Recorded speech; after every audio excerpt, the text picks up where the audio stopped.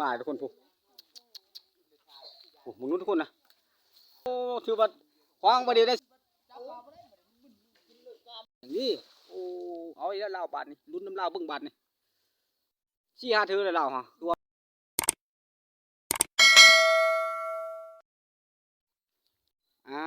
กราบทักทายสบายดีฟีน้องๆหรือสวัสดีพ่อแม่ทางฝั่งลาวฝั่งไทยต่างประเทศก็ดีมื้อนี้กาบ่ได้ไปลิ้นสงกรานต์ทุกคนเลยสิพาทุกคนไปเบิ่งเขาเจ้าหาอยู่หากินหาปูหาปลาทุกคนเลยก่อนกระส้มก็จะลืมทุกคนฮักแพงกันคือเก่าอย่าทิ่มอย่าปะอย่าละอย่าไล่ทุกคนเอ้ยข้อยก็บ่มีหยังมีแต่คำขอบคุณตอนนี้กับบรรยากาศขมืดมัวทุกคนเลยถ้าผิดพลาดประการใดขอโทษขออภัยตอนนี้ก็เด็ดทุกคนเอ้ยไปหาเขาเจ้าก่อนทุกคนเลยไปหาเขาเจ้าเอาป่ากูนปูกูนปลามันฮ้อนเกินไปแล้วก็พากันลงน้ำลงท้าทุกคนเลยมีเสียงวิเวลอยู่ทุกคนฮอนโฮยละเดี๋ยวยังบ่เห็นบ่อนเพิ่นกูนปลาไปลุ้นไปซุ่มกันทุกคนเลย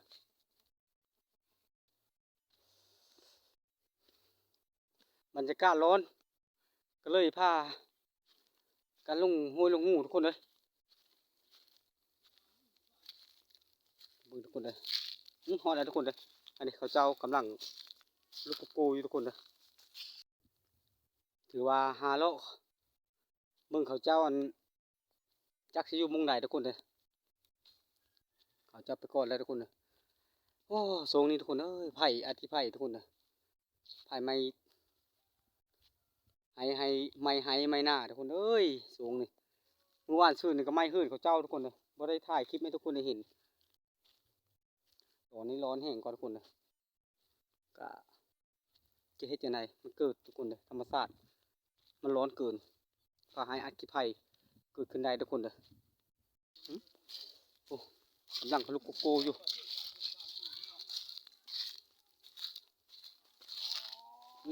ไปเบิ่งทุกคนเลยเขาเจ้าพากันกูนตะรุนแล้วทุกคนเลยที่พอไปทันมาเบิ่งตอนนี้ก็มาเบิ่งก่อนทุกคนเลยเป็นยังไงกระมานอยู่บ่เนาะก็พอได้ทุกคนเลยตามเบิ่งโอ้พอเล่นพอง่ายเนาะโอ้หนาวเลย เอาร้อนเดี๋ยวนี้ฮะนี่ทุกคนเลยก็พอได้อยู่ทุกคนเดี๋ยวนี้แต่ค่อยบุท่านได้มาเห็นเขาเจ้าบ้านนี้เขาจะมาเบิ่งก่อนบ้านนี้บรรยากาศก่อนเพื่อนนี่ก็ยังเอาขี้ยืงขี้ยุงเอาอยู่นี่พูดทุกคนพวกป่าชิมีหรือบ่จังใด นี่ทุกคนเลยพาเดี๋ยวมาลินน้ำลินน้ำลินท้าแถวนี้ละ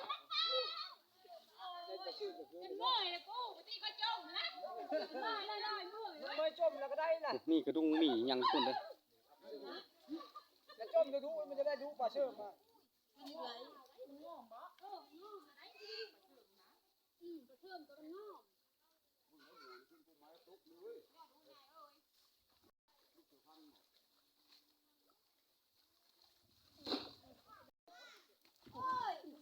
มีกระดุงมีซ่อนทุกคนเลย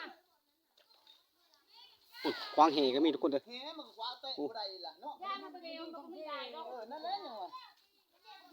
เบิ่งเขาย่อทุกคนเบิ่งเขาเจ้าย่อโอ้กระประมาณไปทุกคนเลย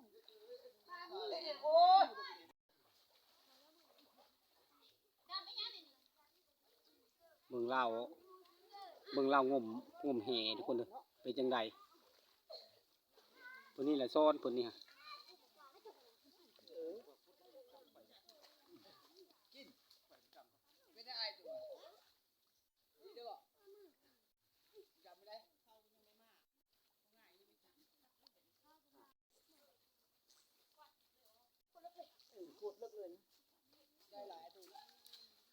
โอ้ยน้ำมันปั๊บเอาตีนนี่น้ำเขี้ยวน้ำ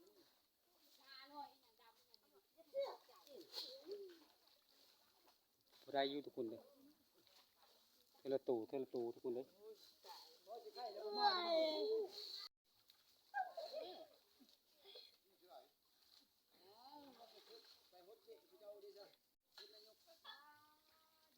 มือละคนลาวก็ได้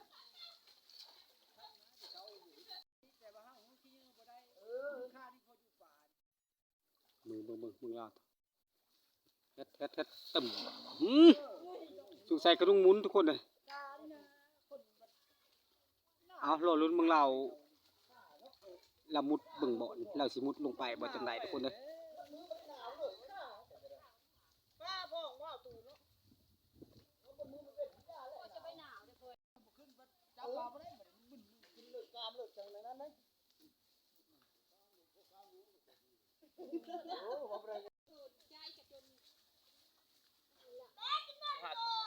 ปีนป่าหรือเปล่า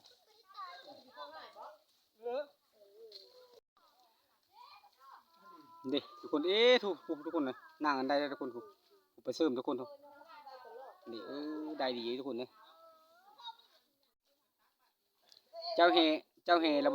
สุลายกับบริษัทเจ้ากระดุงทุกคนเลยส่วนกระดุงแหละอาจจะได้แบบเอาสวิงบ่กระดุงแหละมึงทุกคนนะ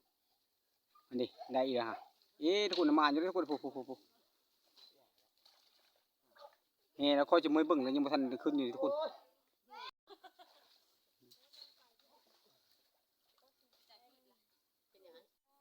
ลุ้นเรางมเฮนี่ก็ยังโบ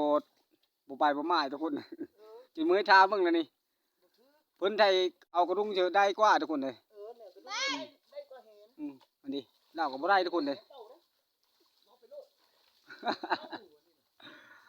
โอ้ทุกคนเลยพวกเขาจะเอาแล้วกระดุงคุณลูกชายล่ากระดำแลบอยู่ทุกคนเอ้ย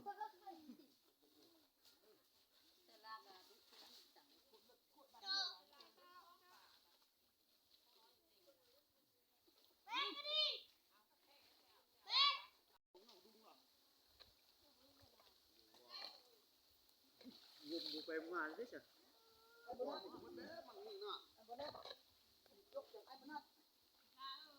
อันนี้กำลังปีนทุกคนเลยคุณกำลังปีนล่ะถือว่าเอาง่ายกลับทุกคนเลยประมาณนี้นะง่ายจากเล่งกินข้าวปลาทุกคนแซ่บๆทุกคนเอ้ย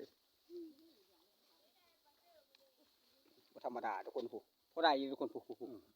โอ้ปลากระดุมด้วยจ้ะปลากระดุมทุกคนเหมือนปลาแห่เนี่ยว่ะปลาแห่หลายๆปลาแห่เนาะ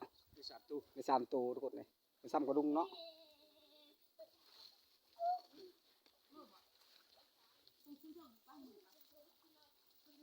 คุณโกทุกคนเอ้ย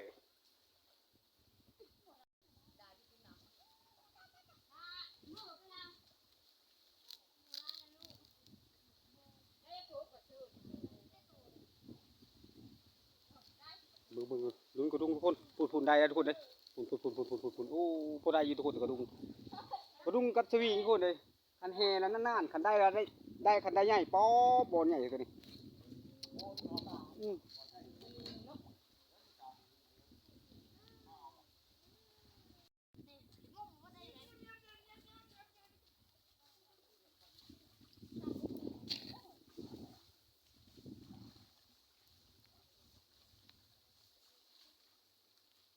มาโกนป่าทุกคนเลยบ้านคอยละเอื่นว่าโกนป่าประมาณนี้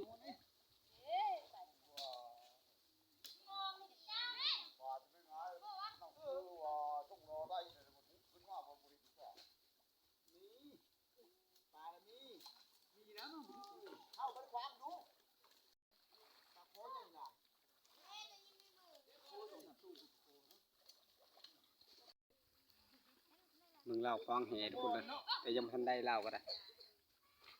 มือต่อ1 บอลก็นี่หันนี่ต่อ1แม่เราบอลของพี่ของพี่แล้วนี่คันเห็นได้บ่มึงกับเพิ่นตัวเอาเบิ่งนู้โอ้คันเด้เอาเฮ้ยจับมาเด้เฮ้ยโอ้ยนี่ก็ได้คันจ้ะวะลึกเฮ็ดบานเบิ่งเล่าลุ้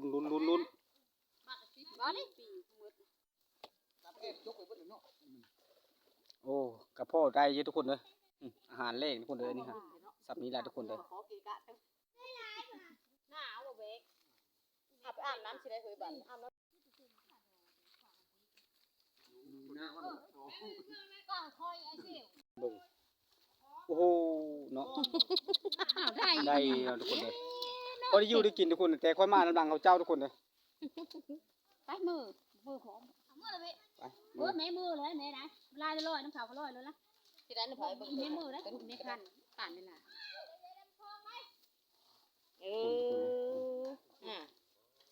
ก็ได้ละบุญฮะ หนาวทุกคนเลยเขาเจ้าได้ค่อยหนาค่อยสิฮ้อนเนี่ยตัวเนี่ยไปลงน้ำกับมันนี่ปีงป่าทุกคนเด้อผู้น่ากินทั้งนั้นทุกคนเลย เต็มคลอง ปีงป่าแซ่บๆ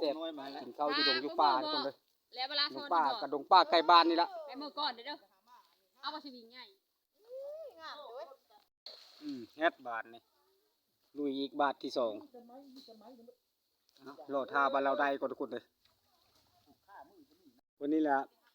เอาใส่มือโดยเฉพาะอันนี้บ่มีแบบว่ามือกล่าวว่าเว้าแบบภาษาบ้านนอกมือกล่าวทุกคนเลยแบบงมมาดูบ่มีสวิงบ่มีหยังถือว่าสูดมือเพิ่นบ่ได้นะเอาเลยได้เพิ่นนี่ได้เพิ่นลึกได้นี่นี่เด้มันสิเพิ่นเอาแล้วบ่เพิ่นนี่ใส่กินใส่โดยมือบางงานซะไปหลายคนหลายเฮ็ดทุกคนเอ้ยโอ้หนังอันใดคือ2ตัวบ่3ตัวพูกินแต่ปลาทุกคนเลยบ่มีเนาะบ่ซ้ำสวิงคือว่าบ่ซ้ำกระดุมคือว่าอย่าได้ปลาดุกปักละมุดนะทุกคนเบิ่งเราเอาแล้วบ่จังได๋พุ่นคือสิเอาแล้วนี่โอ้หนามทุกคนเลยนี่แม่นละลุ้นมึงทุกคนเลยปลาคอใหญ่บอน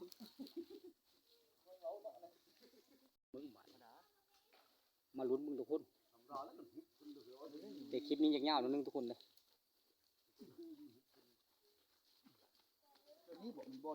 หาแล้วเบิด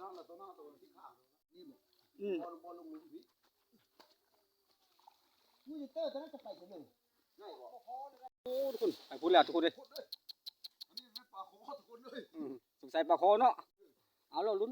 ผู้ใดสิมานมุดแล้วทุกคนไปพุ่น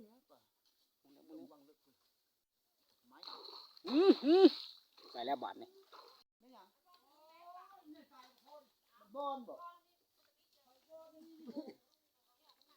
มึงลุ้นทุกคนลุ้นเบาตัวเอาเป็นยัง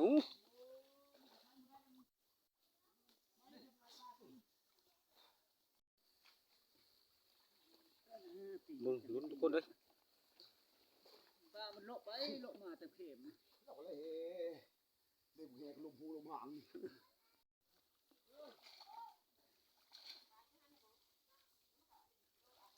เป็นจังไงทุกคนเลย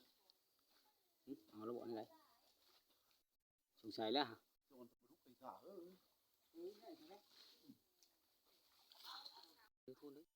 มึง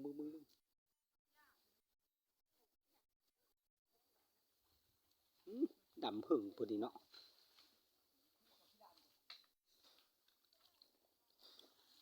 ปุ๊ในละปลาดุกทุกคนปุ๊จนเหลืองทุกคนนะปลาดุกหน้าทุกคนเลยถือว่าเล่าก็อยากมาอยู่ในเราคว้างบาทเดียวในซ้ำทุกคนเลยคักทุกคนเลยหลังจากเราเอาปลาขึ้นส่งเราสิลงดำมิเพราะว่าแห่เราที่ตอนนั้นมือตนกันนี้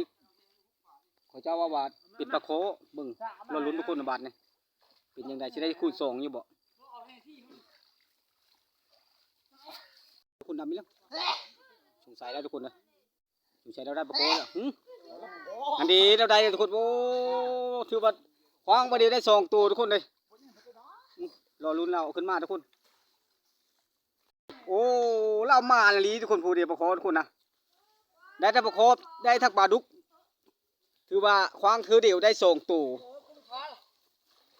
มาทุกคนผู้โอ้มึงรู้ทุกคนนะถือว่าเล่าคุ้มแล้วปลาโค1ตัวกับปลาดุกทุกคนนะ1ตัวถือว่าบาทเดียวได้ทุกคนนะโอ้ไม่ใหญ่ไปได้เด้ทุกคนเลยปลาโคหน้าบ้านเฮาทุกคนเลยอันนี้ปลาดุกถือว่าเรามานะทุกคนเลยอันนี้ทุกคนถือว่าเรามาแล้วมาอันนี้นี่ คักทุกคนเลยเป็นตะหมูเลยทุกคนเลยเพิ่นนี่ก็กินข้าวทุกคนเลยแบบว่า ปลาชุกกันนะ ถือว่าทั้งปิ้งทั้งกินว่าไงซะ ถือว่ามาแต่เช้า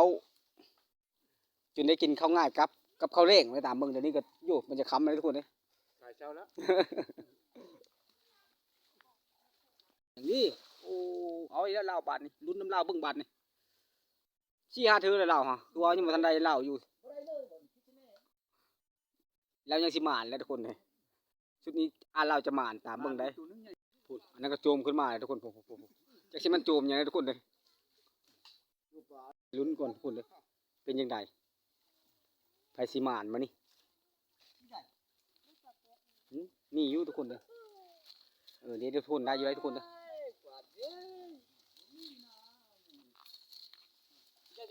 อันนี้ทุกคนโอ้ได้เกือบทุกคนเลย เนี่ยเกือบหมดอ่ะ ก็จะว่ากันนะทุกคนถ้าผิดพลาดประการใดก็ได้ปลาแบบปลาขาวทุกคนเลยได้2 ตัวถือว่าโอเคเลยทุกคนแบบว่ามักความมูนก็ว่าไงสิไปอันนี้ฮะปลายังนะนี่ปลาขาวโอ้ได้หลายเลยทุกคนเลยปุ๊โอ้ได้3-4เลยดิปลาเสียบทุกคนเลยปลาลาบทุกคนเลยอันนี้ได้4ทุกคนเลยประมาณนั้นไหนยังไม่มีลายอยู่ โอ้เนาะปกติแล้วมัน6ทุกคนเลย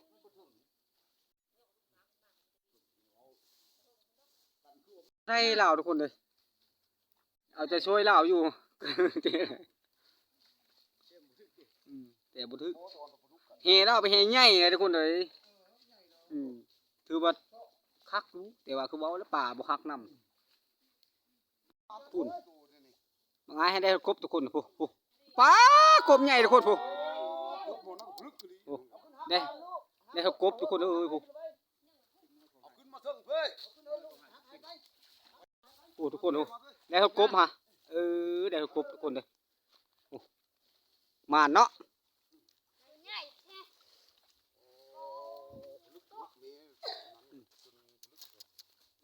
อยู่ชับ